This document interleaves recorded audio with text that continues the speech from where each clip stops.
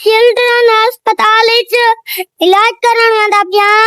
मैं जले ठीक थी गया मैं कोशिश करे सा डॉक्टर बढ़ के यक्या बाला को ठीक करे सा ए जी दवाई रखसा जो ठीक जरी ठीक को ढकन मदा पीसी ते ठीक छेवस मैं डॉक्टर नब्बड़ संगात सारे बाला को कट्ठा करके उनका इलाज करवे सा ते मैं खुद आप नदी आवाज बढ़सा ते इथा थैलेसीमिया दा एक बच्चा ही मैं बीमार न देखसा येरा खून दा भूखा बच्चा ओसी मैं को जेले उंदा ख्याल आसी जा जेले मैं को दिसी ता मैं को दिल दुख आसी मैं उन्हां दा बिया कोई काम नहीं करना मैं सिर्फ उन्हां दा इलाज करवे सू।